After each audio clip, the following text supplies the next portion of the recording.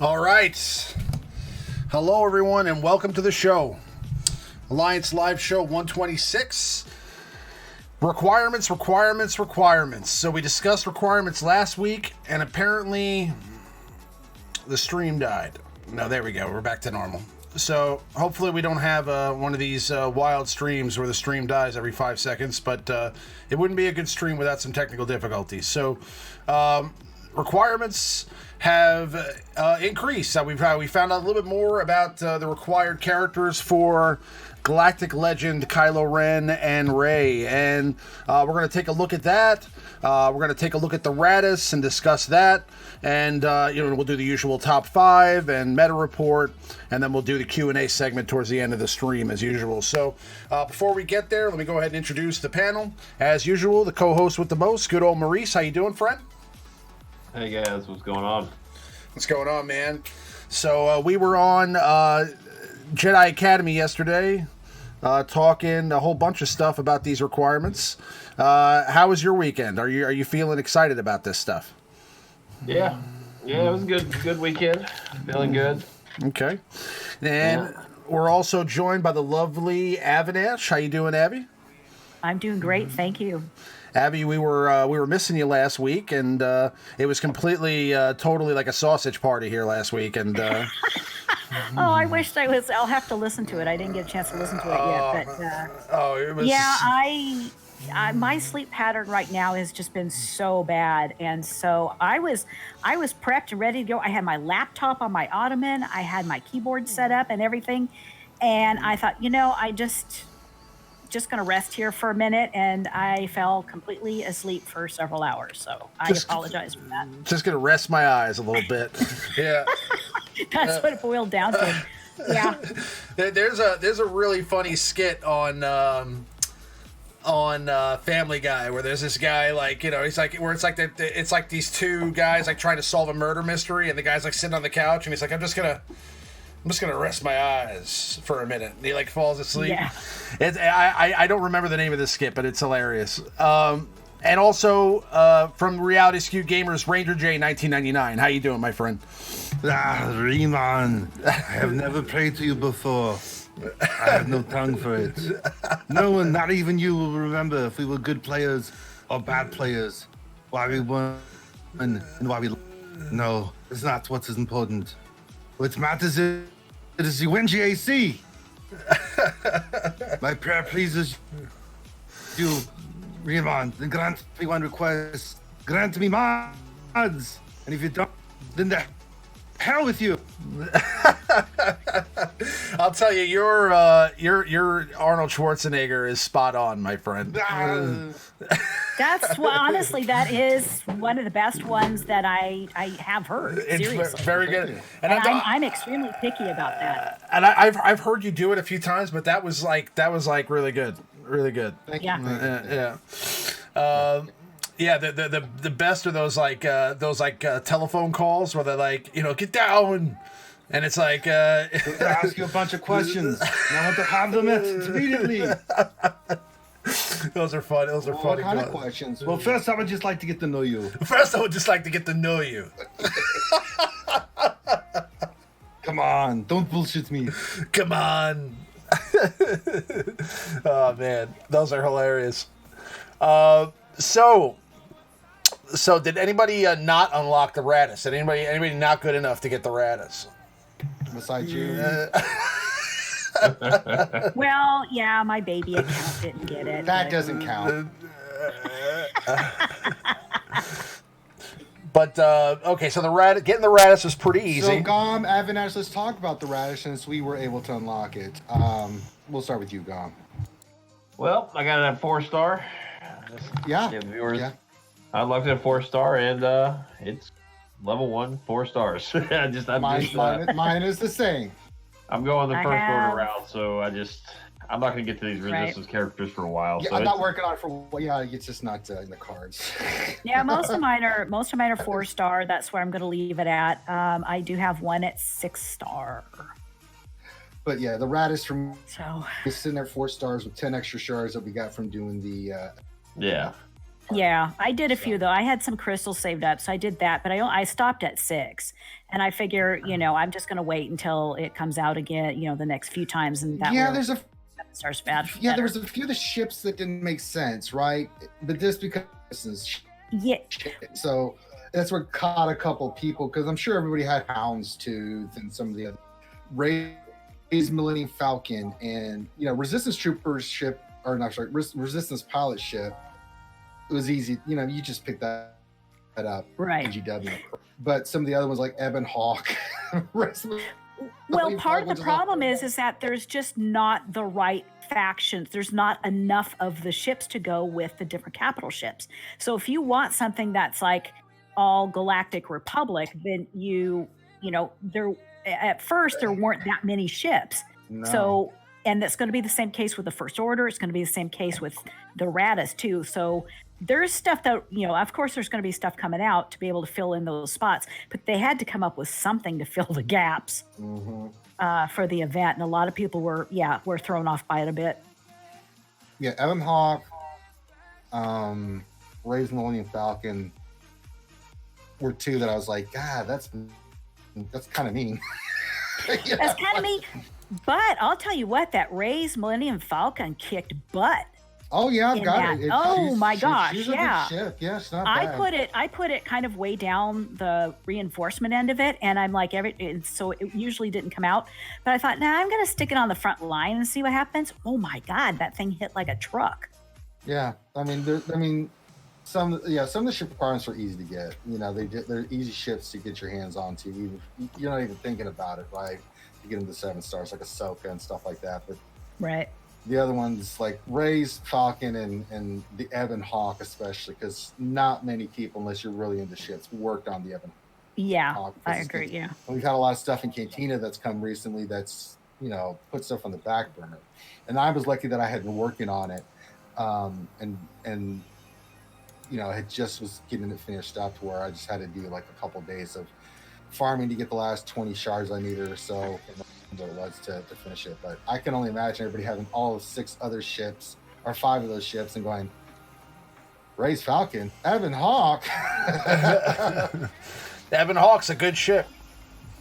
It's a great ship. To be honest, if you don't have Rey's Falcon, you really got no business running the Raddus anyway. No. So it's really right. Yeah, it's not the end of the world. Like, it's just like the Grievous. It's a shitty farm. Kenobi thing. You got to pick one and go with it. It's a shitty farm. It's a shit farm. The drop rate on that is awful. It's going to take you a while to get Rey's Falcon, unless you use crystals and buy the shards when they pop up in the store and stuff. Now, you can get them in the event, like the Ship Scoundrel event. If you do the 3rd tier, I believe, is where she drops. But it's random which ship you get from that. So that helped a little bit. That'll help you out a little bit. But, yeah, the drop rate on the Falcon for hers is really poop. So just prepare yourself. If you're going to go for it, that's going to be a pain in the ass one. The Ebon Hawk can get done in no time. 3 100 Cantina refreshes in every day. You're picking up shards pretty quick. That's a good thing about Cantina. But Rey's Falcon, good luck. What are your guys' thoughts about Holdo maneuver?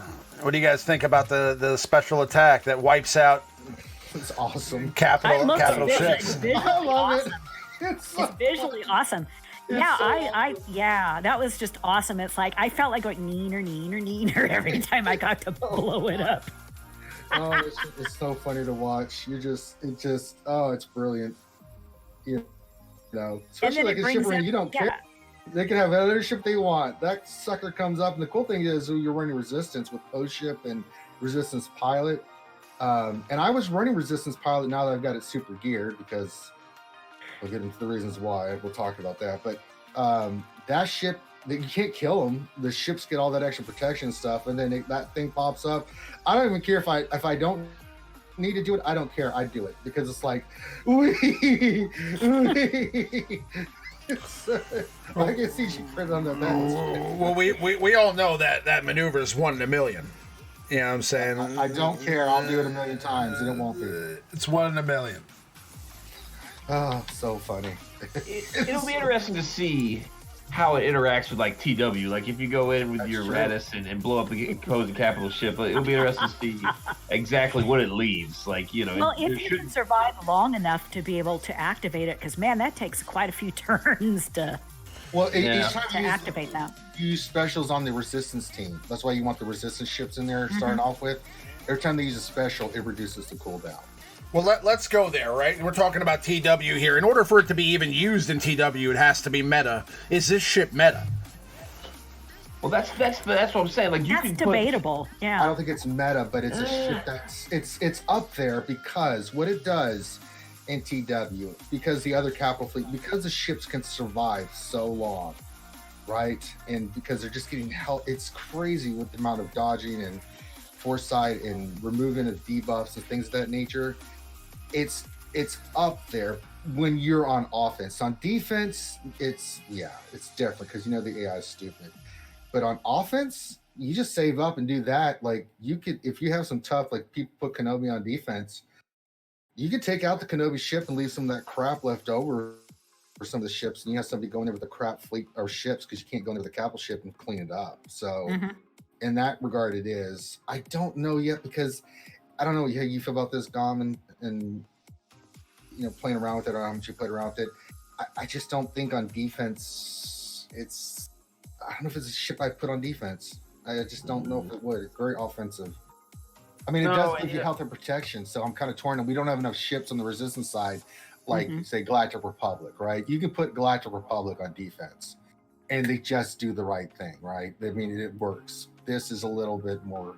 I don't know. It seems a little bit more clunky with how it works. What do you think? Yeah, haphazard. Yeah.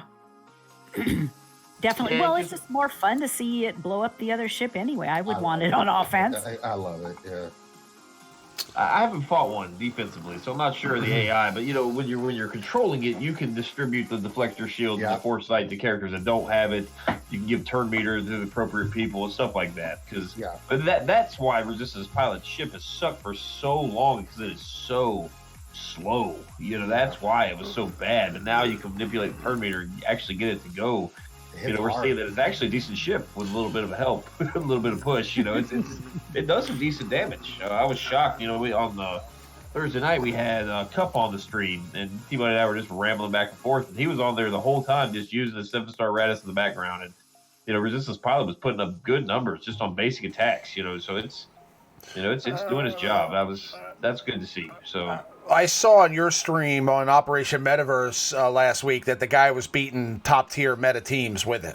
So it's definitely, I think it's a good offensive team. I don't know about defense, but what I can tell you just from messing around with it in the event is that it's a really good capital ship just in a poor faction, right? Like if this was like a robust faction like Empire or Rebels or something like that, and it had the same synergy, like the same abilities, it would probably be the best capital ship in the game. Yeah, I agree. You know? Because you got Poe's ship, you got Rey's Millennium Falcon, you've got Resistance Pilot, but those are the only 3 ships. You don't have a tank, that's why you have to use Hounds too. Let's say you replace this with your home one offensive team, and you leave, like, say, your Kenobi on defense and TW. You can use this ship on offense. However, some of the ships that you have for reinforcements, you can keep Evan Hawk, but you can't keep Ahsoka or Rex, because that's going to go in your GR team most likely. So you're going to have to try to figure out what ships you're going to put on there. So that's where it kind of gets a little wonky, and that's where I think the overall like usage of it, you're going to have to think about that. So it's kind of one of those situations. I mean, when they first announced the ship was coming, I was like, how is this going to work? I mean, we have like 4 resistance ships. You know, it doesn't really, that's really just a product of the fact that we're still, after 2 years, almost 3 years since ships have come out, way behind on the amount of ships that should be in this game, right? Like, I mean, we're there should be more resistance ships. There should be more rebel ships. There should be more Empire ships. There should be more First Order ships.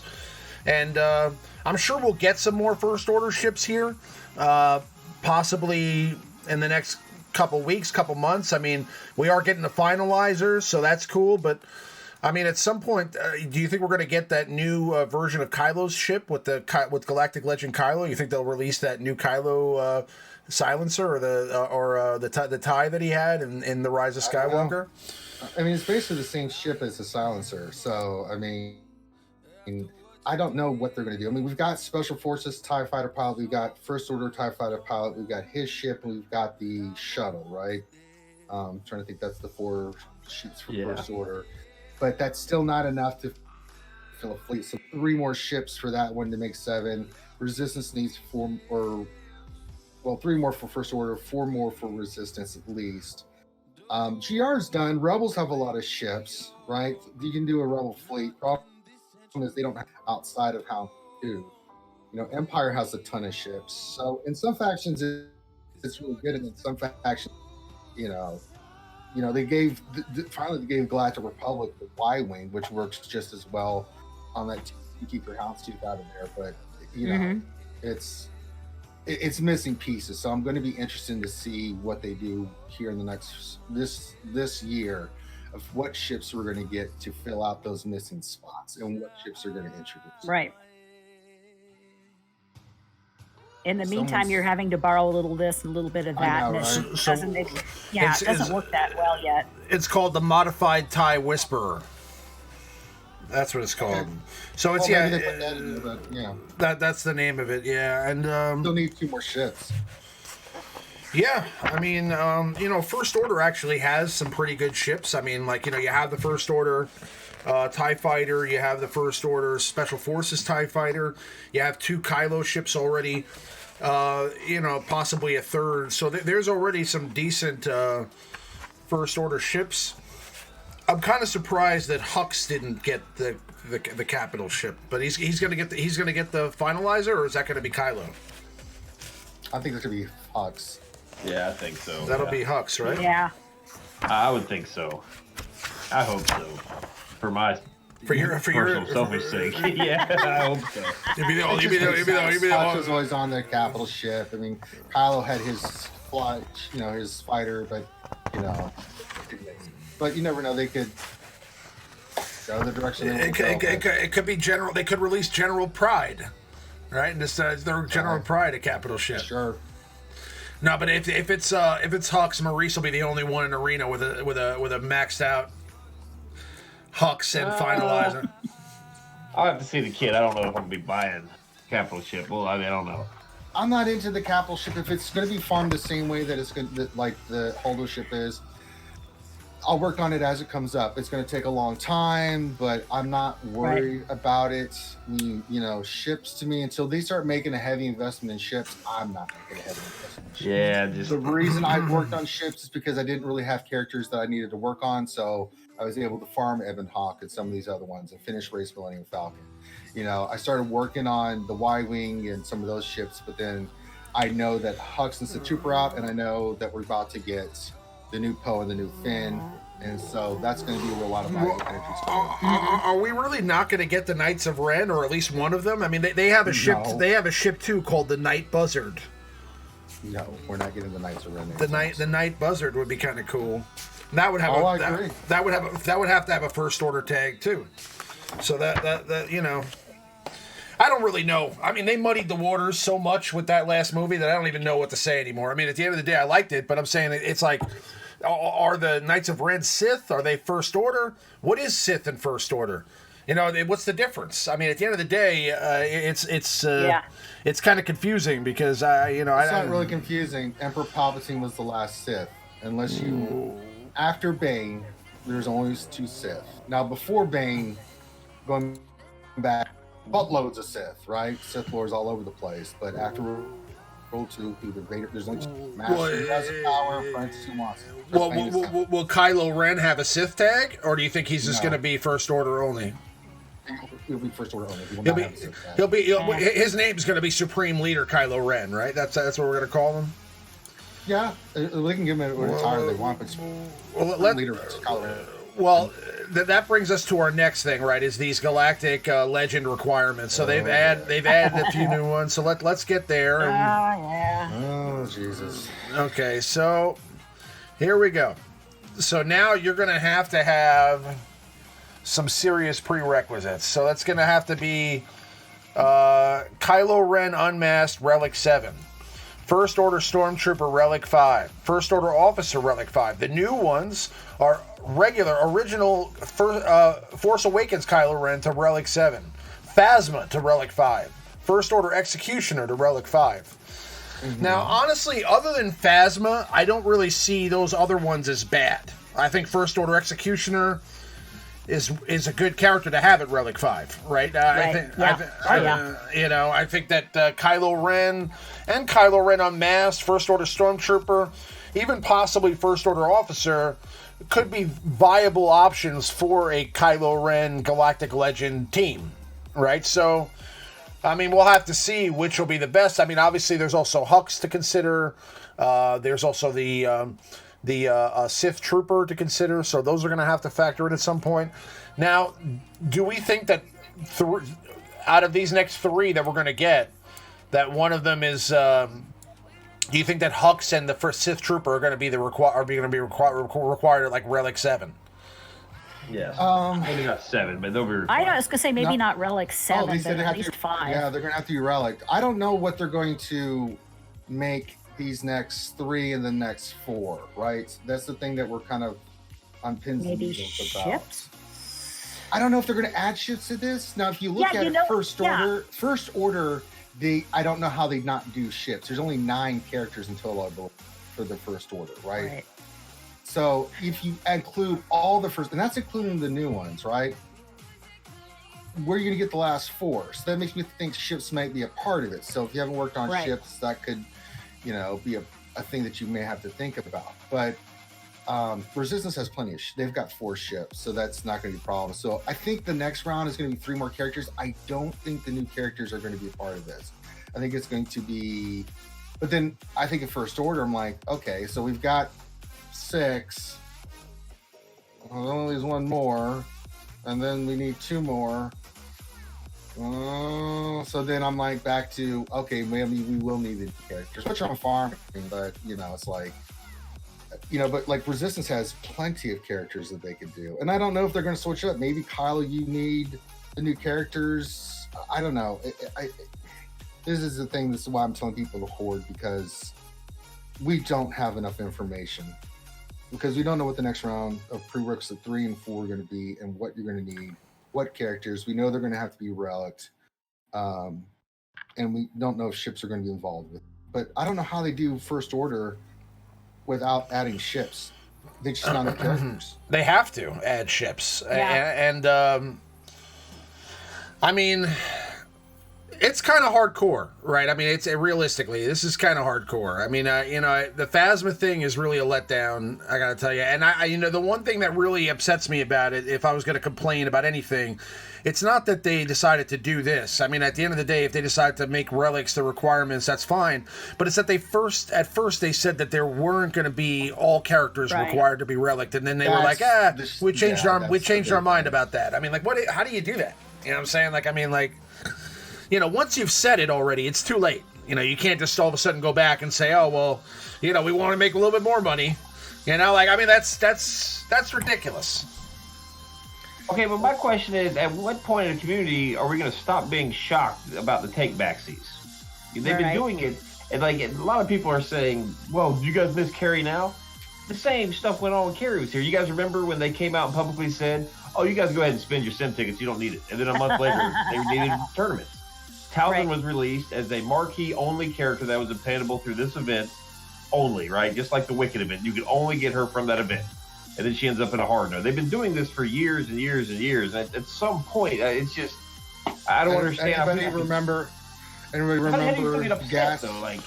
But that's not really. So here's what I'm upset about. Here's what I get upset about. It's not that they do it in the sense that I'm used to them doing it. The fact is that they're still doing it. And we're still falling for it as a community. That's why I'm not falling for it. I'm not shocked. There's nothing shocking to me about it. I mean, But when I go off on them is because, when you say something like, my word means a lot to me. When I tell you something, I stick to it, and that integrity is important, and it's important in business. If you tell your customers a certain thing, they have a certain expectation, some things are subject to change, some things are out of their control. I've given them some leeway on some stuff, but then some stuff they just, like the Get One. The Get One for gas was one of just a prime example of them just straight BS. And, and then they try to be sneaky and remove the post. Like, sorry, I already covered it on a live stream, so I've got it for infamy, so you're not getting away with that. That's the kind of crap that pisses me off. Like, you try to treat us like we're stupid. It's not that they do it. I mean, we're CG. We're used to it by now. I'm still going to, because, I'm going to call it what it is.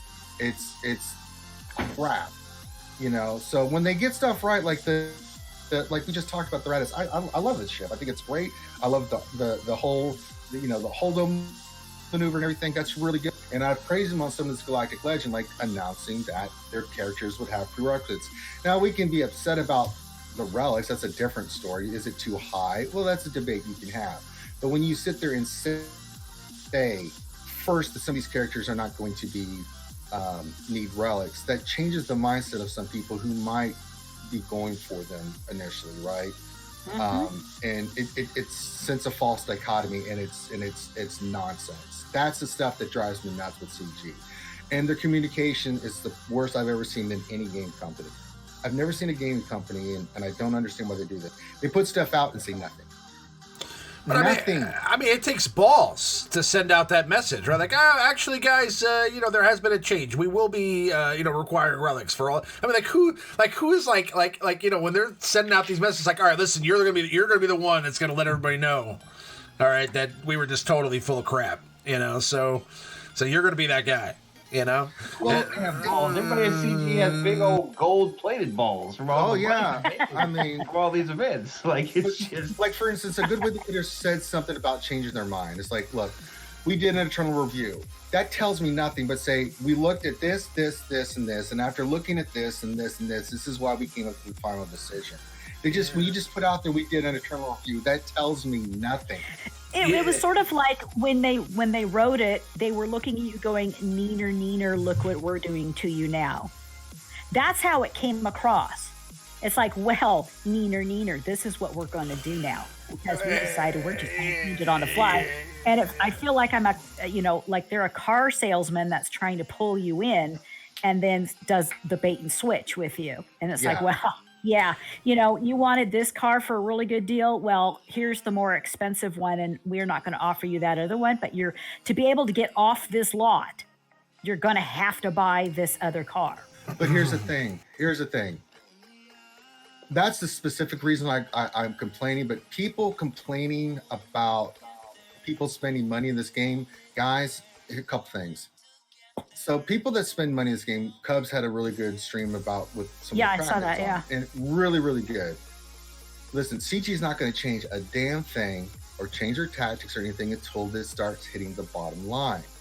Now, if people are still going to pay, there's a vocal minority. I don't think it's the majority; it's a minority on Reddit and the forums. People that are really passionate. We give our opinions on the forums. Or not forums, but in our live streams, things of that nature. CG will take that feedback, but again, if we're a small minority and then they're looking at the bottom line, and the bottom line is everyone's still shilling out money, they're never going to change. So, I just do it as when I rant and stuff is more of a buyer beware. Understand what you are dealing with this stuff. Right. And the thing that's upsetting is because, they've got to make profit. Listen, I'm all for the company making profit. I differ on how they do it, but it's their company at the end of the day. And if this is how they want to do it and people are going to keep sending out money, there's nothing we can do. We just have to deal with what we have in front of us, and that's all we can do. So the prerequisites are there. What they could have done is like what Rooster's saying here is they could have made it so that not all the characters are required to be relic, but in order to really beat the battle, the characters are going to have to be relic. Like they could have just made it harder so that you're going to need to have the characters relic anyway, but just not say straight up that they're required to be relic to start to try the battle. Right. Yeah, it's a misstep. But then we got this whole ticket situation. Oh, here we go. Yes, yes. So you more go through the headache, the hassle, the pain, whether you're a Kraken or you're free to play, or maybe you're Minnow or Dolphin, however you want to classify yourself. You eventually get the characters, you get the prerequisites.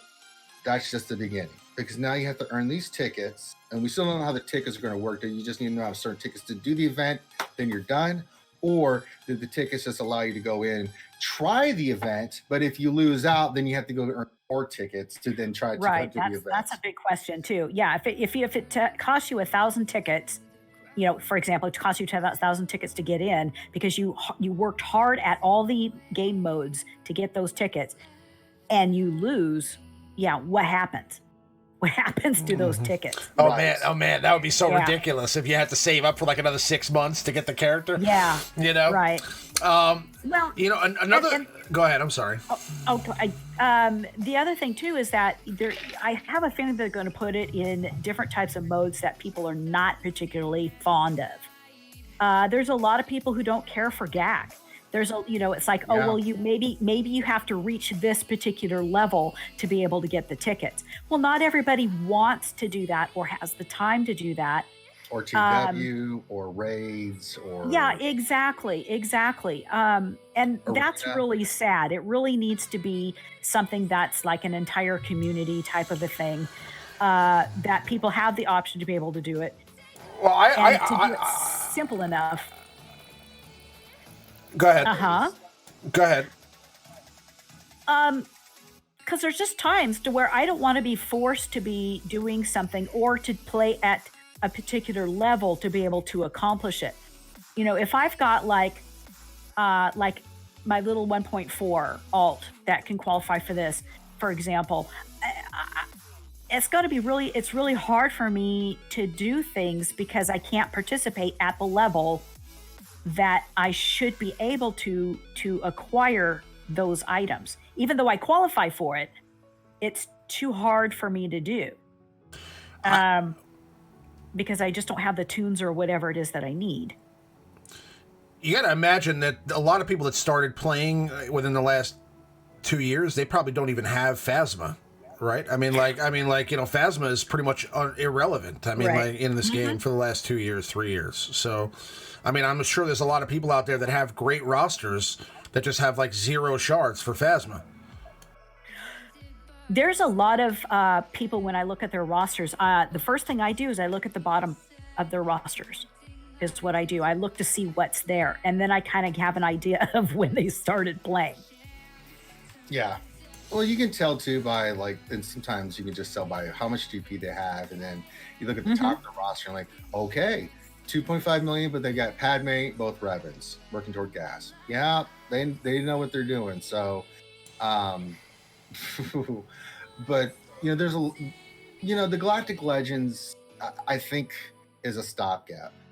I mean, I really been thinking about this and listening to other people's viewpoints, and I am of the mindset, they're trying to create content. This is not content. Characters are not content in my opinion. They're just characters to do content, right? But this prolongs this for a while until they can get whatever new content that they've got drawn up somewhere to do, right? And for whatever reason. So, and to me, this feels like more of a delay, stopgap kind of thing than anything, like to the extreme. Because some people, like for me, I'm going to get Rey. I've got the ability to get Rey. Even if they add 3 more characters, they need relics. I can do the entire Resistance and stuff and get it, right? List the new characters. And then I'll just stop what I'm doing, save up, and then just work on the new characters, right? But if they're not in and they go with older characters, with the ships and everything, I can do one. I can't do both. I just cannot focus on enough because it's 26, well, right now we know the next round will be 3 more characters. That's 18 characters that have to be relicked. Ryan Blue Thunder here says that he only has 10 shards for Resistance Pilot. Yeah. Some people have not worked on Resistance. Why would you if you're a newer player? The reason I had it done is because I was in the position to farm it. right? Yeah. Get the resistance ship, get her to pilot. Now, pilot was sitting at gear 10 for me. I never did use the ship hardly. I never used her in anything. I used her back in the day. The reason she was gear 10 is because I used to run the old Finn, team that you could control turn meter. She was a key integral part of that. But that she sat there forever until this was announced. I just took her to 12 and we'll be relicing her. I can't tell you the physical agony and pain that I went through taking her to gear 12. Because I'm just like, this is one of the most worthless characters in the game, and I'm having to gear this turn. That's another thing that I hate about Galactic Legends. It forces you to gear. I'd love to be putting relics, and I could, but I really want to try to get one of the Galactic Legends, so I had to make a choice. I could put relics on Han and Chewie right now, which was my plan. I was planning on doing Watt, Han, and Chewie. That's out the door. Now I've done Stick Rey, done Jedi Rey just to get them relics. I haven't taken high relic yet, but I'm about to do the rest of the resistance that I need. I'm like, here we go. So, Gunny, I wouldn't relic any of them. I wouldn't relic any of them. If you're gonna try to prepare ahead of time, take them to gear 13 and just see. That's what I did. Yeah. I wouldn't put any extra relics on. Get your scab in gear 13. She's a good character. It's get the gear 13. speed. It's not gonna hurt you. She's 300 speed. I didn't realize how fast she was until I looked at her after I reliced her. I didn't put the relic 1 on. I just got her gear 13. I was like, oh shit, she really hits hard now. Oh my god. I mean, if it turns out that you need the Tip Brothers at R7 or you need Hux and Sith Trooper at R7, and it's just undependable for you, you could just hoard resources, because what you don't want to do, save your tickets or save your crystals. Yeah, get your tickets ready, and you don't want to boost up your GP without getting the characters. You don't want to. I mean, the last guy I fought, right, I had an 800,000 advantage of him over GP simply because he's gone all in on these feats. He's got the R7 Kylos, he's got the R7 Reys, and he's got the R5 Phasma. First, he's got all the things ready, but he can't really do anything effective with them. Like, okay, you got an R5 First Order Officer and R5 Phasma. Awesome. That is GP bloat. It's not serving you any purpose really. There's no, just sit on it until you can get the character. Like you said, get those tickets. Who knows how those tickets are going to come? I think Warrior made a very accurate prediction that a lot of I could see it being like a quest system, kind of like the Jedi Master or the Sith Agent. Those types where you do have to get X amount of TW wins, get X amount of stars. And the Geonosian TB sort of things, like high-end guild type activities to encourage people to spend and grow quicker, and then try to get into the top guilds. And then also it encourages spending to the people that are at the bottom of these guilds trying to hang on to their spot. Guild shakeups creates a lot of revenue for this company. It always has. And when they build new raids, people are spending left or right to try to get the raid teams ready so they can get into a guild that gets Traya, that gets GK, that gets them first, because they want to have them. So I think he was right. It's a little scary to think about. I don't like that aspect. I've never liked that aspect of it. I'm not usually too negative, but the whole guild shakeup strategy that they have from time to time it really irritates me. I agree with that. Yeah. Because the other thing. Go ahead, Avinash. Sorry. I was gonna say, because you have a certain players, you have a group of people that you just love being guild mates with, and then they come up with all this kind of crap that shakes up a guild, and it's like, look, and not just saying, hey, look, you're not good enough anymore and you can't be in the guild. This is people that are like, hey, you know what, I'm really frustrated now and I just can't deal with this. It's not fun anymore. I don't want to play. And it's only like maybe one particular little game mode that's throwing them off, like the light side Geo, for example. And then you get these people that are maybe 4.0, 4.5 that want into a 18-star light side guild, doing 31 stars on dark side and getting 50 watch shards because they have a particular team. And so, they try to get in that way. And so they kind of desert their guild thinking that they're going to be able to do this. They're frustrated. We're frustrated. Because we're losing good people, and some of the quality of some of the people coming in are not the best. Yeah, and that's what I was going to bring up. Is the other thing is, if you are a newer player and you're going for these characters, work like a madman on your mods. They're totally RNG. You can spend all the money you want. It ain't going to matter because it's RNG related. You just have to grind And I faced someone in GAC here recently, and I can't remember the person's name, but I looked at their roster. They had way more relic characters, right? But when it came to mods, it was like day and night. And I could tell that this was a newer account that had spent some money on me. You know, it got to my GP level. And I was like, this person has no chance. I put gas down, they didn't even get past gas. Simply because of the mods that I run. So you have to kind of keep it in tow. Like, you can spend a fortune in this game, which is cool. You want to spend a fortune, it's cool. But realize you can have all the relic characters and 7-star characters and ships that you want. If you don't have the mods to go with them, they're just sitting there. Yeah. I mean, you know, and it's not just speed. The right types of mods. It's offensive mods for those heavy hitters once you relic them. It's the defensive mods that you need for certain tanks that don't need speed, like Kenobi, for example. You need to have certain stats. We just did a Patreon Blue VIP session where we talked about, Finn was breaking it down for our patrons and VIPs about why defense and how it works and all this stuff and why you need certain mods and certain characters. So, but if you don't have the speed for the certain characters that need speed, you know, so be careful when you spend, that you spend wisely and understand that. Take it in quantity and small doses, and work on your mods to kind of equal that before you go make a huge another spending purchase. Right. Sure. When you've got a really nice team, and I apologize for interrupting. When you've got a really nice team that you're currently working on, and you really need the mods, take 1 or 2 tunes, focus your mods on those. What do they need?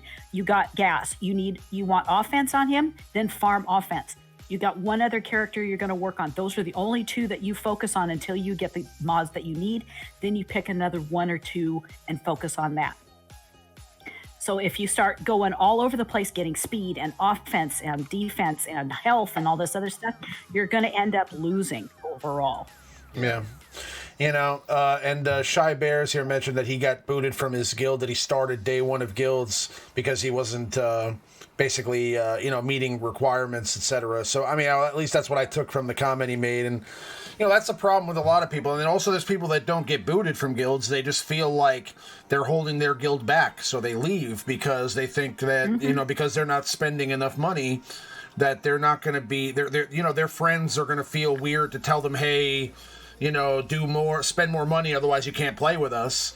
So rather than wait for their friends to come to them with that kind of nonsense, they just approach them and say, hey, listen, I'm not going to be able to afford to play this game anymore because, maybe their lifestyle changed a little bit. They have different priorities, whatever.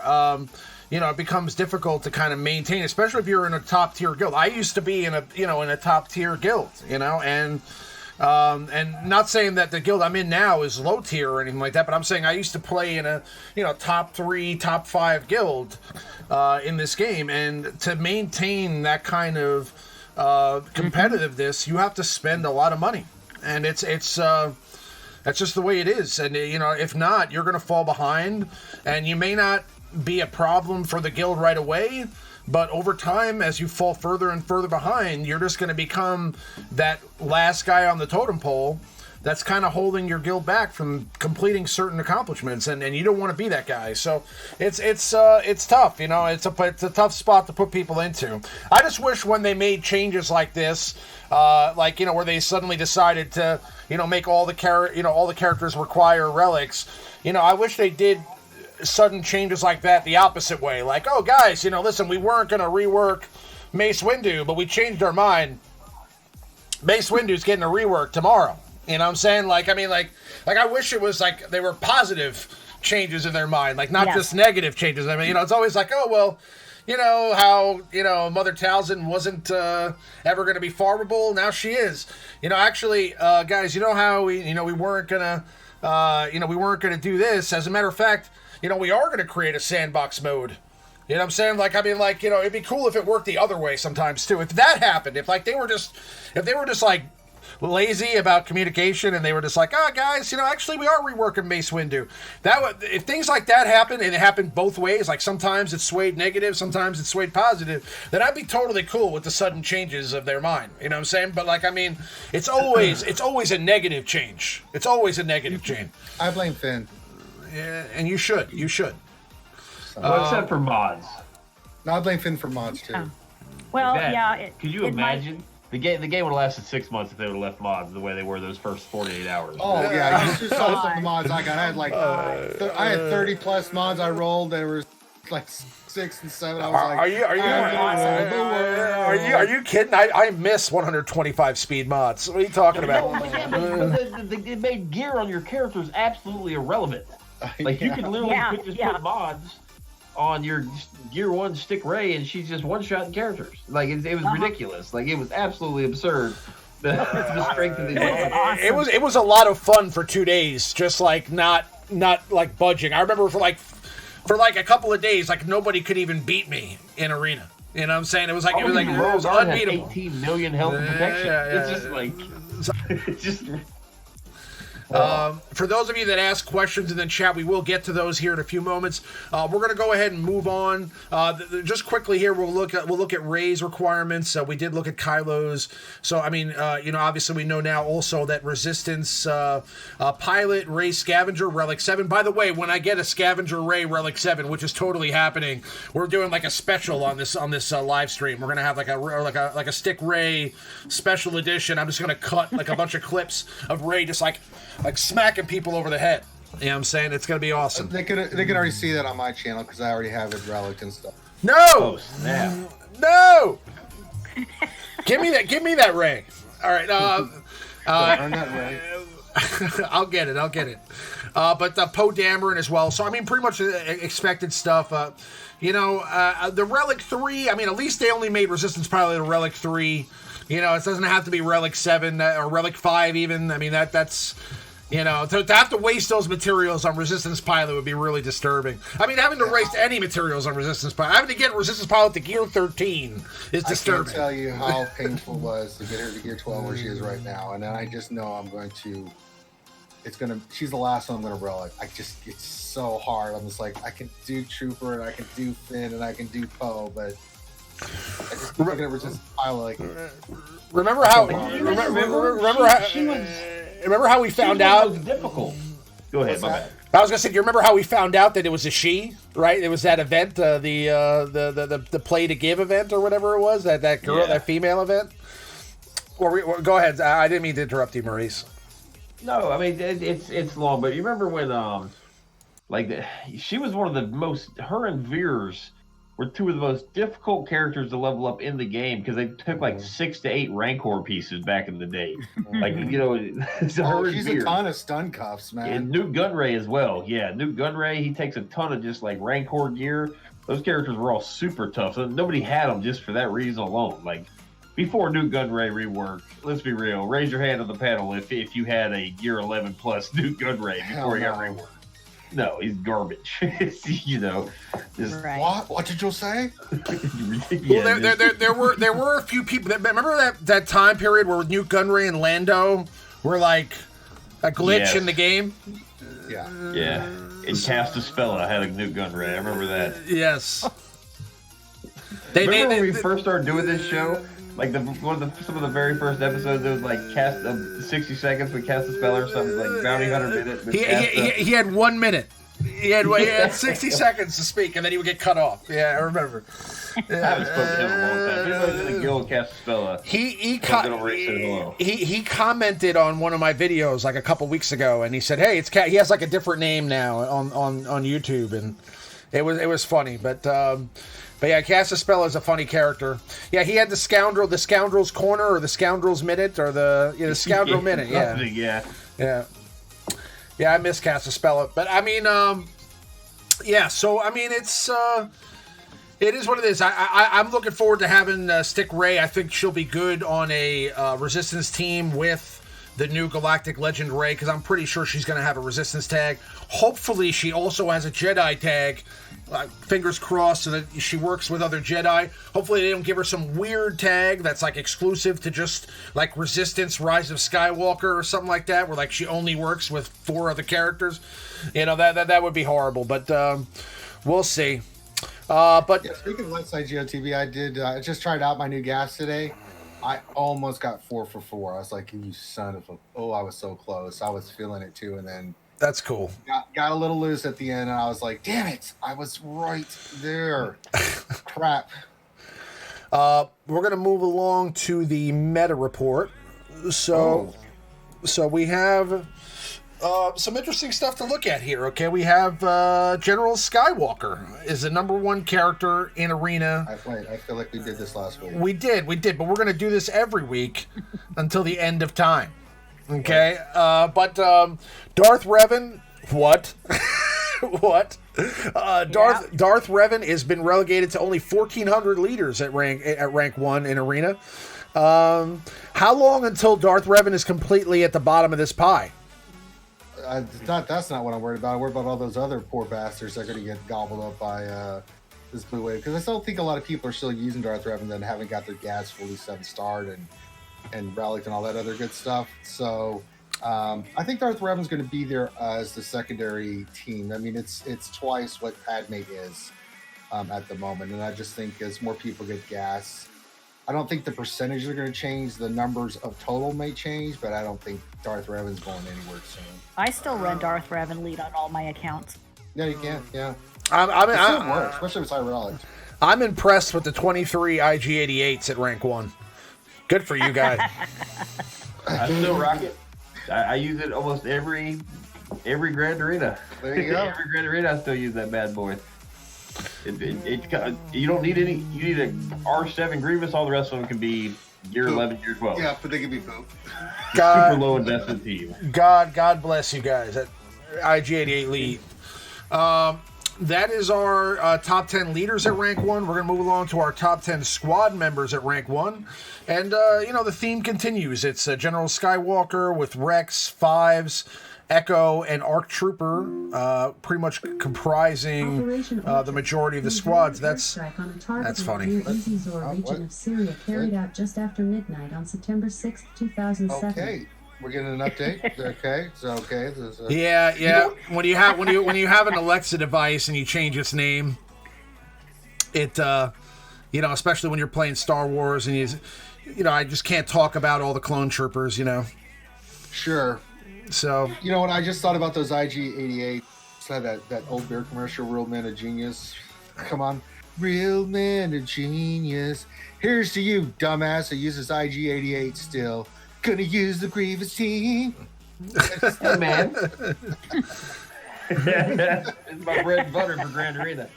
You hate Darth Revan and you like droids. I think they're sexy.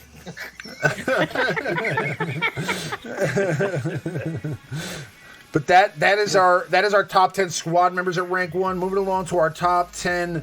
Actually, we're doing ships again because of I figured it would be a good time to do like a look at the ship meta. Top 10 leaders for ships. The Negotiator is the #1 ship in fleet right now, followed by the wow, shocking, wow. Followed by the Malevolence, and then Home 1. So, is that what you guys are seeing? Is Negotiator right now? Oh yeah.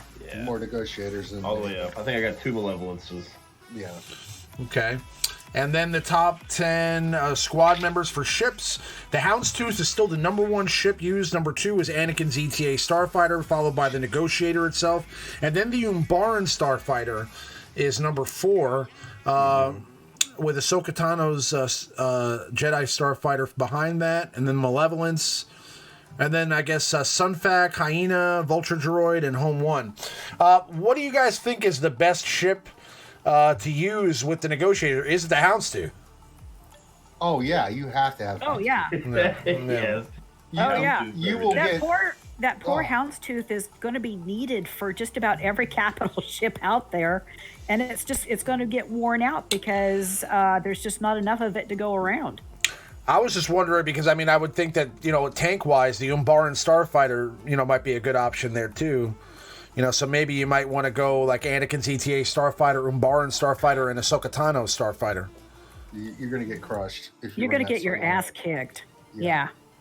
You have no taunt. Seriously. And as hard as Anakin's ship is, he will one-shot your Anakin's going to get one-shotted. They've got to create another comparable tank besides the Houndstooth in this game. Well, the Y-Wing really can work, but it's not a reinforcement. It's not a non-up ship. But as a reinforcement, it's a great secondary tank on there. but it needs to be 7-starred and you shouldn't have to run a Houndstooth no matter what meta you're running. That's basically how it is. It's like no matter what meta comes up, the Houndstooth is still the number one ship every time. Well, right? You're not wrong, but that's what we have to work with. Yep. You know, There just aren't any comparable tanks out there. You know, it's like, and I really like the B-28. It's really good if you bring it out as a reinforcement, or if you're doing the dark side Geo, you can stick it on the front line along with your Houndstooth, and man, that really soaks up some nice hits too, and helps with the wins. But it's just not quite there. It just needs a little bit more to even come close to the Houndstooth. But it's still a really good tank. If let's say make a resistance bomber, it can be a very simple ship as long as it has a pre-taunt. They need a pre-taunting ship. Yes. Mm-hmm. Like it doesn't have to do anything. You just sit there and do minimal damage and really not do anything that much at all. But as long as it just pre-taunts and protects those Poe and resistance pilot, that would be a very valuable ship for that fleet. Like they just need some better tanks. Like right now, it's Sunfac and Houndstooth probably the best two. Hyena bomber is good. But that's a real malevolence specific ship. Sith fighter is okay, or Sith bomber, but I mean, you really have to have a sporty cast for that. I don't know too many people that have a really developed Sith fighter. That ship's terrible, but I don't know. It's not bad so long as you don't put it on the front line. It has to come in as a reinforcement. Yeah, it's super squishy. Yeah, it really is. One hit and it just melts. Yeah. But it does help when you've got Palpatine relicked up a bit. It's so insane. Yeah, I'm considering if Royal Guard didn't take like 3 stun guns to get to gear 12, I would take him up. I mean, I would develop that ship a little bit. I can't spare 150 stun guns for a character I'll rarely use. In a battle. That's a little steep, but. Whatever happened, Ranger? Whatever happened to your original Sith apprentice? That girl that used to be on the Jedi Academy with us. That she had the accent. Oh no. No. No. Okay. She's a little. It didn't work out. We had to let it. Okay. All right. We'll move on. Anyway, that's our top 10 squad members at rank 1. We're going to go on to our top 5, and this week Maurice has selected a wonderful top 5 for us. Top 5 ships for Raddus squads. Oh yeah, very relevant. Very relevant. The top 5 worst characters Remon has modded. Oh, we should.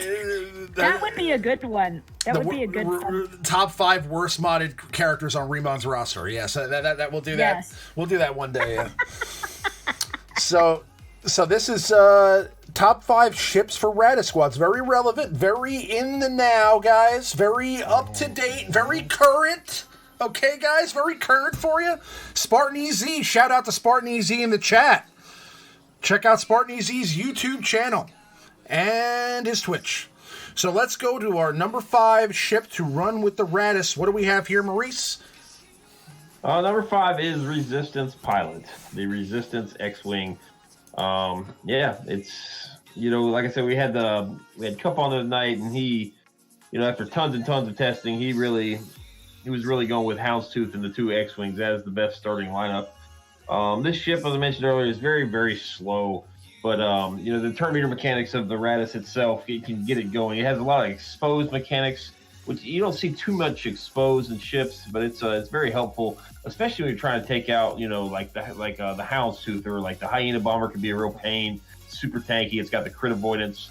Any sort of crit immunity. Excuse me. Any sort of ship that has crit immunity exposed will still deal pretty significant damage to them, so that's very helpful, even against negotiator fleets. The negotiators first, basically, I guess it's basic attack, if you will, grants crit immunity to a certain ship, so the exposed can really help get through that. It's dealing pretty significant damage. As you can see here, my resistance pilot is not very well developed, but if you do take it to R3 for the prerequisite, you might be able to get a little more pop out of it. It's good to see this ship semi-relevant now, because this has arguably been the very worst ship in the game since the ships came out. So, pretty much, yeah. Mm-hmm. So this is good. This is the first and the only time Resistance Pilot will ever probably make a top 5 ever in the history of the show. But it's good to see her there. You know, too bad the character is very dated and inferior, but the ship is decent now with turn meter mechanics. So it's got dispel, it's got days, so you know the days can come in handy versus pretty much any fleet now. So Yeah. My feelings, horrible ship, just still the best, one of the top 5 ships to use with the Raddus, because the Raddus doesn't have a cool faction. Moving along to our number 4 ship to use with the Raddus, we have Han's Millennium Falcon. Yep, Han's Millennium Falcon. For those of you that don't mind breaking up your Rebel fleet, Han's Millennium Falcon arguably has one of the very best at this point reinforcements for the Raddus fleet, and it's basically grants foresight to all the units that you bring that are on the field already. So if you get you know, both the X-wings, you get your Rey's Millennium Falcon out there, then call it Han's Millennium Falcon. That's 3 foresights that you can throw up on your team, kind of expedite the process of the Raddus itself. So it's helpful, and so you know it itself won't be able to be targeted. Everybody else will have foresights. You basically give yourself a free round, if you will. Kind of very similar to like the Mace's, you know, ultimate that gives everybody basically damage immunity. It kind of has a similar effect. Not quite as good, but it's that sort of thing. You basically make your team basically invincible for a turn, barring any unavailable attacks, I guess. So it's a good one to come in there second off the bench and give your team some foresight and get your team going. So. Yep.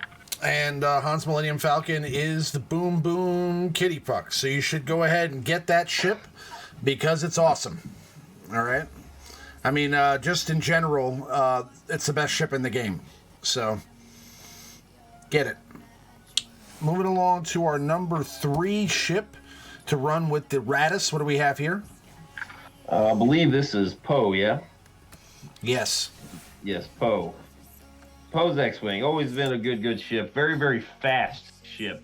I'd have to look, but it is, I don't want to say it's the fastest, but it's probably up top 3 or 4 fastest ship in the game. I don't have the stats right in front of me, but you're going to need a Relic 5, so he's going to be very, very fast. And not only will he be great on the Raddus fleet, if you do indeed Relic him, he becomes very useful in countering other comps, just kind of makeshift fast ship comps. You can kind of get him out there first and get some big damage. Huge damage off the bench, especially against ships that don't have any protection. You can pretty much one-shot the majority of the ships in the game if they don't have protection with Poe off the bench. He gives himself foresight. I think he's got a day's mechanic on his basic, I believe, if they are target locked. There's lots of target lock synergy with these ships. So very, very good ship, very powerful attacking ship. Very squishy, but very fast and hits very hard. Glass cannon. And it's, That's exactly right. You know, the foresight ability is pretty nice, and honestly, it hits pretty hard. I think it has a really good reinforcement ability, so it's actually a good reinforcement. And, yeah, I mean, if you want to, you know, fly in and take a ship out, this is probably one of the better ships to do that with. It's still one of the fastest ships in the game, for sure. It used to be the fastest ship in the game at first. But that is our number 3 ship to run with the Raddus. Moving along to our number 2 ship, we have the Hound's Tooth. You betcha. Oh, yeah. Yeah. Oh, boy. Like we already talked about it. Basically, it's a staple for every ship fleet in the game. It's the best tank in the game, arguably the very, very best ship in the game. So, you know, Relic boss, Gear 11 boss, doesn't matter. You're going to throw it in there. For any fleet you're running, probably in Arena. I don't think I've seen the exception of a few of the very, very fast Biston comps, you know, that use Bigs as their starting tank. I haven't seen many Arena teams that don't include Houndstooth, so it's no different here. So Yeah, I mean, you know, having the Houndstooth is pretty much essential for any kind of fleet team in this game. So, you know, having this ready for the Raddus makes a lot of sense. Again, like we're talking about a little bit earlier, I do hope that they add some more resistance ships to the game so that we have, you know, a little bit more characters to use with the Raddus at some point. I am just happy to see that they're adding more capital ships We've basically doubled the amount of capital ships that we've had in this game in the last 2 months. You know what I mean? So that's it's interesting. But yeah, so we'll have to see. Now we're going to move along to our number 1 ship to use with the Raddus. And what is that, Maurice? That is Rey's Millennium Falcon. Yes, Rey's Millennium Falcon makes the top 5 list, probably for the first time ever. Very, very good. And you're going to have, if you were going to go all in on the new Galactic Legend Rey, you're going to have yourself an R7 Rey and an R5 Finn at the very, very least. So it's going to hit very, very hard. The reinforcement off the bench, it gives itself the 3 stacks of the thrust. It gets counter. It can do massive, massive damage. I believe it's got turn meter mechanics itself, as does Poe, if you do bring in Poe off the bench. All sorts of turn meter mechanics. This fleet has a lot of turn meter boosting mechanics. And this is going to be a cool one to see actually be meta again. It was meta for a very, very, very small time. They made a change, and it's almost like they undid it. Or say this was a year or so ago. It was very, very good for a very small amount of time, and it's back under the Raddus fleet only. So it's a very, very good one to develop. You can see mine's kind of meh because it's been meh for so long. But if I ever get the Raddus done, this ship will definitely be complete. So if you ever get the Raddus done, Maurice, the Raddus is your number 1 objective right now. It's going to be required for Rey. It's going to happen. You guys all know it's going to happen. Well, I mean, I'm not anywhere as close to Rey. I mean, you guys have seen all my Resistance characters here. They're all. I mean, some of them are Gear 13. Poe and Finn are Gear 13, but the rest of them are untouched, pretty much. I got Resistance Trooper randomly done. That was just a whim. It did him one day, and that's. They're gonna drop the Finalizer and Galactic Legend Kylo on the same day with the requirement that the Finalizer be 7-star Relic 7 General Hux, and that's gonna happen. But yeah, so the Rey's Millennium Falcon finally makes a top 5, and Rooster, you're gonna be happy to see our honorable mention, which is the Ebon Hawk. Yes, the Ebon Hawk. You can make a case it's probably it could even be higher on this list. You could probably swap this Resistance pilot at the very least. It's got Foresight synergy. It gives itself Foresight every time it's critically hit. Comes it off the bench, dispels all the buffs. This and Houndstooth are probably the 1 and 2 like plug-and-play ships, like very best plug-and-play ships in the game. This ship's very, very good. And I think people are going to start realizing now that it's actually got a home. You can throw it on any fleet, even if it's just in your last one, depending on what you want to do. Just the chaff is cool. It dispels all the target lock when it comes off the bench. It's got a form of buff immunity, which will help you kind of take down the Houndstooth. All you got to do is pop the buff immunity on it. He won't get the protection up. You can just waste him with your resistance ships then, especially Rey. Rey and Poe will take out Houndstooth really quick if he's got buff immunity on it. So very, very good ship. I would definitely recommend, even if you have a lower star one. I guess if you have a lower star one, you probably didn't get the Raddus. But if you have a lower star one and somehow you get the Raddus eventually, you can still plug it in and get the benefits from it. So it's just a great ship in general. I mean, I love that it double taps on its basic attack. The special debuff that it sticks, or is it a buff or a debuff? What's that thing it does? The chaff is a buff. Yeah, the chaff is a buff. You can run in your starting lineup. Yeah. You definitely run it in your starting lineup. Yeah. But yeah, the Ebon Hawk is a great ship. It's a great reinforcement ship in general for all ships. I mean, if you don't have like a great Cassian's U-wing or Biston's U-wing or something like that to throw in as let's say a last reinforcement or a third or fourth reinforcement, it's a great option to have on the back end of your lineup for sure for pretty much any fleet. So. Also, we didn't talk about the cargo ship. The Ebon Hawk actually deals more damage for each cargo ship, and both the Millennium Falcons are a cargo ship. Houndstooth is a cargo ship as well. So I mean, you could actually build if you were to make a starting lineup with Ebon Hawk or bring it in first off the bench. You've got 4. You could theoretically have up to 4 cargo ships, giving it massive damage. So it's a very, very good ship for this specific fleet, especially. So yes. Cargo ships for the win for the first time ever. Cargo ships meaningful for the first time ever. Yeah. So I mean, that's basically our top 5. If you guys do like that kind of thing, or even if you don't, just go ahead and smash that like button, because it makes us feel better inside and it does help the channel. Also, please do subscribe if you haven't already done so, and click that notification icon to get notified when we go live. So we're going to go ahead and go back to some gameplay here in a moment. And I know that we've had a few questions in the chat a little bit earlier, so we'll try to answer those questions here before we wrap it up. But we are wrapping up the stream here in a few minutes, so any questions or comments or topics that you guys would like to discuss, please do type them into the chat now, so we can go ahead and scoop them up and answer them before we sign off for the night.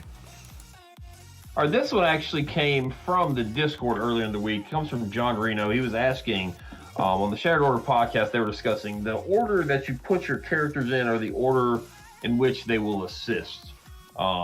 This is something he posted this. I looked into it.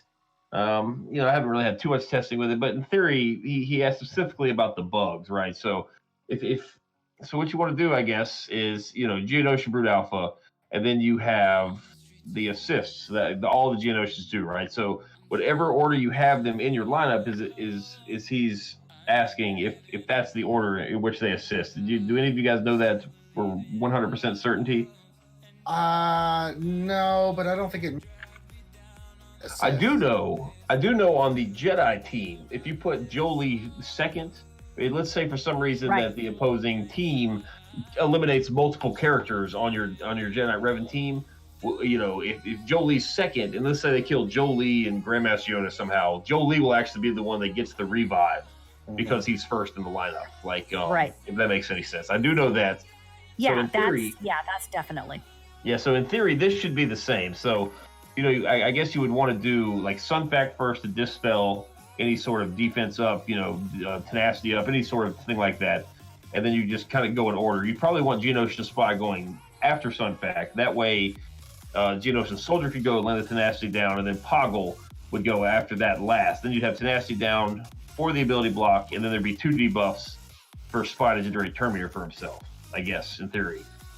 There's lots of instances like this. The team the Night Sisters, for instance, on Talzin's assist, you want to put your zombie second, right? Second in the lineup. That way, zombie will go land the tenacity down, so you can hit the stuns and the turn meter removal from Daka and Night Sister Spirit. So that's very interesting. That's a very good topic, actually. That's something I really wasn't too aware of, and I've actually gone through and redone all of my squads in the position that they should be in now, which I think makes the most sense in terms of assist order. So that, John Reno, thank you very much for bringing that up. That was a good. It's a great question.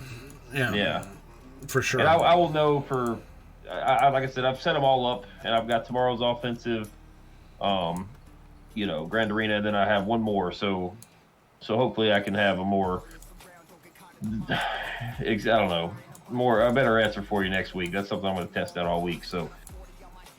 Thank you very much for bringing that to our attention and the community. All right, we do have a few questions here. Jedi Gunny, what's up, man? If you get P1 requirements done, will you be able to do that part of the Galactic Legend, or do you need to get them all done to do the event? I do not know. They did say that it was going to be a 7-star unlock, so it could be a case like you might be able to do the first wave and get a few shards and maybe the rewards. But I don't think you'll be able to unlock the character at 5, 6, 7 stars. Kind of like GAC,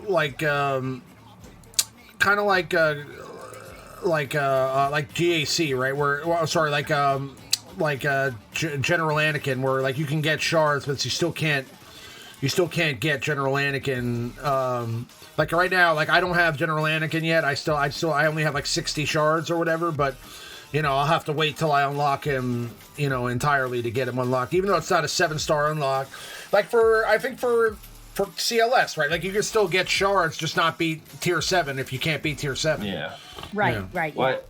And Rooster says you have to qualify for the tickets. Yeah, that's the case as well. So I don't know, Gunny. We'll know that soon enough. So. Right, yeah, so we'll have to see what happens with the tickets. That's kind of an interesting aspect to it, the tickets. I'm wondering, if it's like one ticket equals one attempt or how that works. I'll ask this just so I don't miss it here. Master Kylo asks, what's the minimum requirement for the Cam Shard special mission? If you want to do it with any consistency, I'm going to say Shock T Rex at least Relic 3, 4, all the rest of them 7. Yeah. Yeah. There is a great community project going on. I know Brownie, Taliana, a couple others that their names slips in my mind, but they've put together. They've been compiling data from everybody's missions and kind of rounding it out and doing all sorts of stat crunching to really give the community a good guide, if you will. There's a link to that Discord. I'll post a link to that Discord now in the chat if you guys want to check that out. They've done all sorts of great stuff for the community. Yeah, I think they have to be like 20. Wasn't it like one of the ones you have to be like at least 23K or something like that for the characters? Yeah, they got to get up there. Like, I mean, you don't stand a chance if they're much lower. You can get lucky, but I don't know if you can really do it with any consistency. At all your characters are 3 or so. So lots of speed, lots of health. You need a really, really, really fast Shock T. The faster the Shock T, the better. That's for sure. It's a tough mission. We'll get there soon. Well, I'm trying to send the invite here, but it might be a locked invite. Yeah. Okay, well, we'll get you a link somehow on the server. All right, so we'll move on to the next question. It's going to be Skywalker Vader. So with the ticket, do you think we're going to get new raid for Galactic Legend? That would be pretty dirty. Yeah, Right. For the new raid. Right. That would be pretty dirty, yeah. I mean, I find it funny that these Galactic Legends have kind of silenced any discussion about these relic abilities. Like, we haven't talked about them now because, I mean, they were basically like, yeah, you know those relic abilities that we promised? They're not happening. And, you know, that raid that was coming, just hold on for that. And then all of a sudden we have these requirements for Rey and Kylo, and I mean, honestly, they're not even the characters that I want out of this movie. I mean, I want Palpatine. Okay, I want a new Palpatine. I want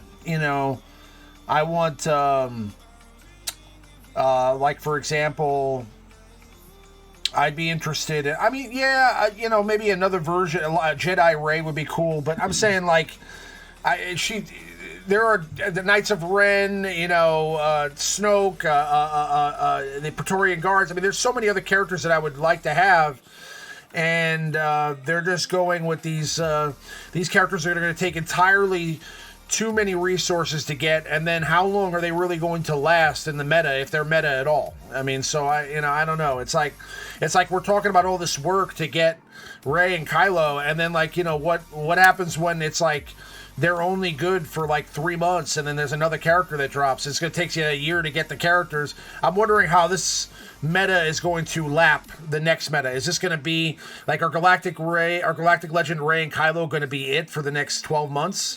You know, that are basically dominating the meta, or, you know, is it going to be like a situation where they're just another team that works in the meta, and we're going to actually finally have a true, like, rock paper scissors meta situation going on? I don't know. Anyway, I'm just rambling. We can continue. Next from Blaze83, the community has been screaming new unique content for almost 2 years now. How much longer are we going to be optimistic? Oh. Whenever the raid comes out, that will be new unique content. Yeah. That will be the next one. When that's coming, who knows? I wouldn't anticipate it anytime soon. Probably that they've got to get these legends out and do anything the rest, you know, I guess cover the rest of the new trilogy, then we'll probably get something. So I would anticipate probably at least 6 months. I could be wrong, hopefully, but August, September-ish, it would be my guess. You guys have any different thoughts? Yeah, I don't think it's going to be coming for a while. Yeah. Well, the Clone Wars is coming starting this week, the new season of the Clone Wars. So, you know, maybe we'll get something related to that. You know, I'm still interested in seeing if we eventually get, like, Grandmaster Yoda's Jedi Starfighter. That would be a cool option to add with the Negotiator. You know, we'll see. Yeah. You know, we'll see. All right. Rooster, I have almost 9 Zetas saved up. How many Zetas do you believe the Galactic Legends will have? 12. And what if every single ability has a Zeta, even the basic attack? I would anticipate 4 be very pleased if they only have 3. Yeah. Definitely 4 Zetas. They may have 8 abilities. I mean, bear in mind that they're going to have something that like negates relics, so that could be a unique. And then we could be talking about like 7 other. They could have 7 or 8 abilities each. And we'll see. Oh yeah. Monado Namikaze. We saw what Kylo did single-handedly against the Raddus in The Last Jedi. What will the First Order fleet do to the fleet meta once the finalizer drops? Well, they're not going to use that just because it happened in the movie. Oh, well, if that's the case, we have to create that. No, they don't give a shit about that. The only thing I hope the finalizer has, again, selfishly, for myself, is somehow it just passively gives a ship a taunt. Like, like the first ability just gives the ship a taunt or something. I don't know, some sort of way to generate an additional taunt. Right. I only have 1 Houndstooth, so you don't have to use the Houndstooth. It'd be nice if the finalizer made it so the Houndstooth wasn't necessary. The First Order needs some durability. All those ships are relatively squishy, both the TIE fighters and the silencer. The Kylo shuttle is a hoss, but the TIE fighters are pretty squishy. So maybe, I guess it's not gonna be a foresight mechanic because the Raddus has it, but some sort of element, hopefully, that provides a little survivability. Yep. They're very fast. Special Forces and Kylo's silencer are very, very fast. So we'll see. I'm looking forward to seeing what the kid is. Yeah. We could get Jedi Luke Starfighter also, but that probably I think that they're going to save that one for, I think, Return of the Jedi Luke will get that Starfighter, and I think that eventually we'll also get an old man Luke as well at some point. We'll get and then we can start talking about Force Ghosts, guys. Force Ghost characters.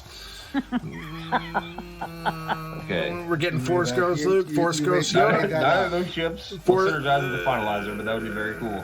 Force Ghost Leia, Force Ghost Leia, Force Ghost Luke, Force Ghost Yoda, Force Ghost Old Ben, Force Ghost everybody. They're going to have a team of 5 Force Ghosts. Mm-hmm. Force Ghost synergy. Right. All right, Hans Omar Van Harold Duarte. I've noticed that L3 is not healing any scoundrels on his ability. Is that a bug or something? I do not know. I haven't used it lately. I haven't used it lately. I use it on defense, so I don't. I haven't checked it. I guess we.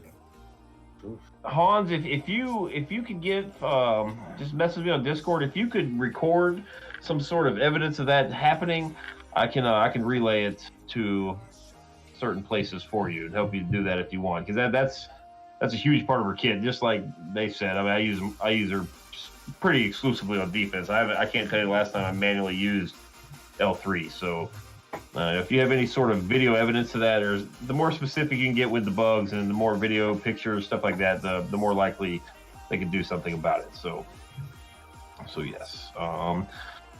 Kai Bear says, I'm getting ready for gas. Who is a priority out of Asajj, B2, Droideka, Magna to Gear 13 and Relic? I'm definitely thinking Asajj first. Yep, B1. True damage, baby. Absolutely necessary. Asajj needs to survive. She's got to have that Relic. Yeah, I think I did it with Asajj, R3, B1, Gear 13, and the rest were Gear 12. Depends on how patient you are, Yeah, I mean, it's how much you enjoy a beat. Yeah, if you aren't that patient, then definitely Relic Droideka and put that Zeta on Droideka. I would recommend Zeta on Droideka regardless. Yeah, that makes it a lot easier. You can do without it. Some people did, but man, that call and assist is so nice. You could get lucky. I mean, you could get a hell of a run the first few tries. I would take Asajj and B1 to Gear 13, and then maybe just have a bunch of Relic salvage stockpiled that you can kind of apply as needed. But yeah, B1 and Asajj are the ones that everyone put the relics on. I didn't see too many relics on like B2 and Magna. What about Ahsoka? Oh, on phase 2, yeah, Ahsoka and Kenobi. Definitely Ahsoka. Yeah, those are the 2 that have got to be Relic. Yeah, Kenobi. Third choice. And Kenobi also. If somebody's in it with a Gear 12 Kenobi, bless you. You are patient person. Oh, wow. Yeah, then that's. Let's see here if there's any more. I think that's the last one we got. Something about all the separatists. Blah blah blah blah. Our trooper, old man Luke. Let's see. My B1 is gear 13R5. That is plenty, Kai Bears. I think you're good to go with that. That's right. Yep. Yeah. So he says my snips and GKR7. You're in good shape, man. Oh, you're in good shape, brother. Absolutely. All right, we're gonna go ahead and wrap it up here, guys. It was a great stream. It was great to do it.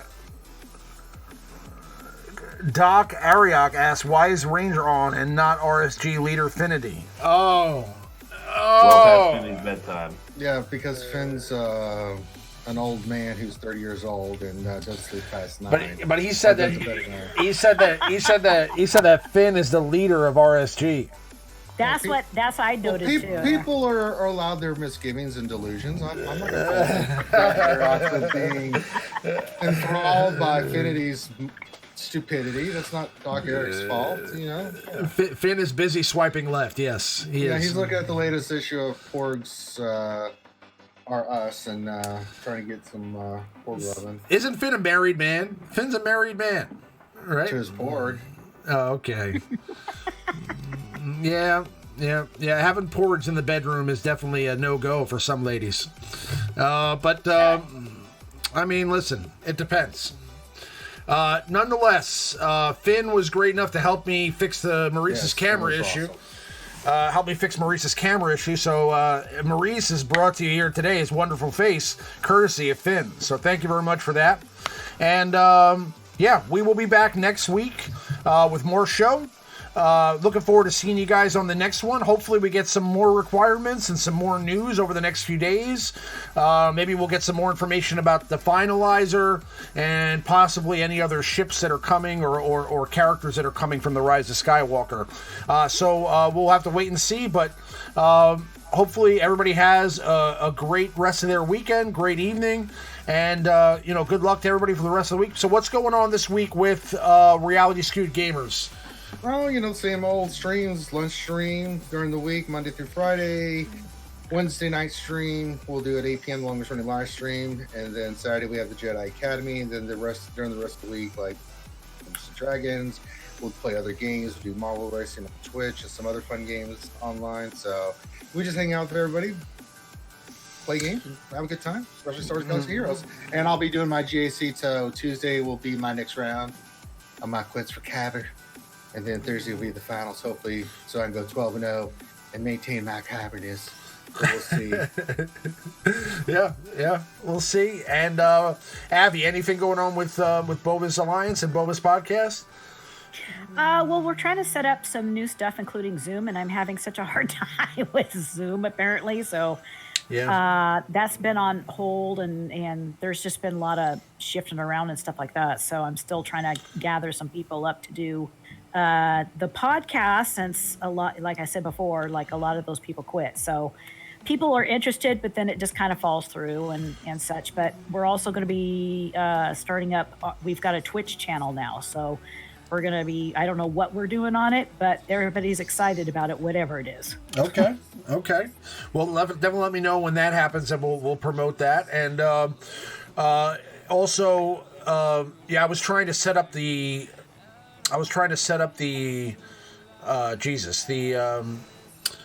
Zoom setup so that we can have all you guys on the stream. So I'm gonna fix that soon so we can get I'm gonna change the format of the stream a little bit. So that'll be happening soon. But also, Maurice, what's going on with TMoney, you, and Operation Metaverse this week?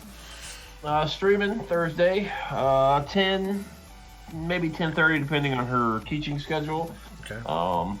Just added today. I actually added a few, probably about 12, 13 more videos to the Patreon counter sheets. We will be announcing some sort of new workshop on Thursday as well. So we got some stuff going on over in Operation Metaverse land. So, guys, if you haven't subscribed to all these lovely people's channels, definitely make sure to hit their links in the description and go to the Reality Skewed Gamers channel, subscribe, go to the Boba's Alliance channel, subscribe, and also go to Operation Metaverse and subscribe to TMoney and good old Maurice's channel as well. They stream content every week. Again, the Reality Skewed Gamers stream is on Wednesday nights, and the Operation Metaverse stream, Maurice just told you, will be on Thursday night. So definitely make sure to check those out. And we'll be live next Saturday on the Jedi Academy stream on Reality Skewed Gamers channel as well. So definitely make sure to check all those things out. But we'll definitely be back next Sunday night, 10:30 p.m. Eastern time. But look forward to seeing you guys then. I hope everybody has a great rest of your week. May the Force be with you, and we'll see you guys on the next one. Have a good night.